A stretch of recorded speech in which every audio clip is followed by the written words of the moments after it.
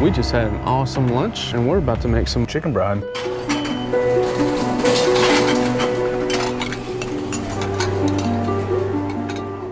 Welcome back to Cooking with OTK. We are making black magic chicken for dinner, and anytime we do chicken, we always like to make a little brine. So we're going to do our go-to brine, but we want to do it after lunch so the chicken can actually brine for at least 4 hours. So it's quick, simple, easy, and we're going to show you how. So all I'm going to do is take a 1/4 cup and 2 tablespoons of like a kosher salt or a coarse sea salt. You can double this recipe if you're doing like a whole chicken or bigger. We're only making a ½ gallon worth. And then a 1/4 cup and 2 tablespoons of soy sauce. Don't go low sodium, you need the salt. That's the purpose of it. Yeah, it's pretty important to be salty in this recipe. Because what a brine does, it's going to, one, make your chicken moist, juicy. It's going to season it so that you don't have to worry about it. And it's just all around better. Yeah. Especially if you're doing white chicken, like white meat, you need to brine it. But we do thighs anyway. Yeah, so it's just going to make it that much better. And then 2 tablespoons of an olive oil. We use a Greek olive oil. All right, and then a 1/3 cup of sugar. Now you can put this all in a pot and then warm it up. But since we have our electric kettle, we're gonna use that. And basically you just need the warm water to dissolve your salt and sugar.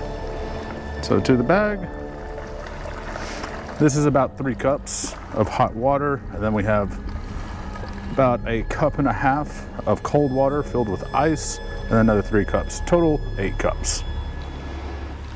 And the reason we have the ice water is so that it's quicker to cool the brine down. Take our little whisk. Get it nice. And kind of start feeling it's dissolving.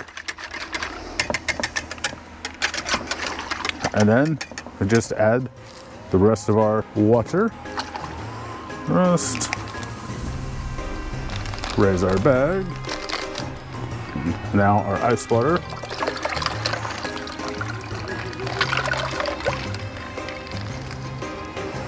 And just gonna let that cool, and then we'll add we have 4 chicken thighs we'll add to it, and then put it back in the cooler and let it sit there for about 4 hours till we're ready to make dinner. So this is a good brine no matter where you're at. And like I said, if you are using a whole chicken, double it, put it in a big container, not a Ziploc gallon bag. But we're gonna add our chicken, and then we'll get it in the cooler brining. Let's see. Shake. This is that ice melts down. That water's already cooled. So you're still here. I guess I'll just go ahead and show y'all how to add chicken into a bag. What? And hopefully not spill it. That's the gamble. To spill or not to spill.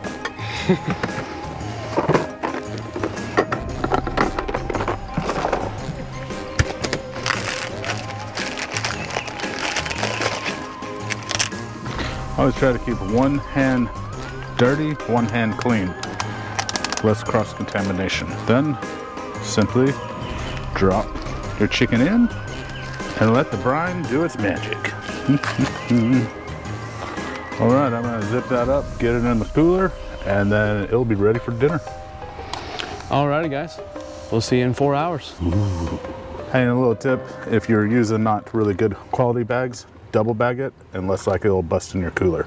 So just a little tip for you guys. And remember, keep camping, keep cooking.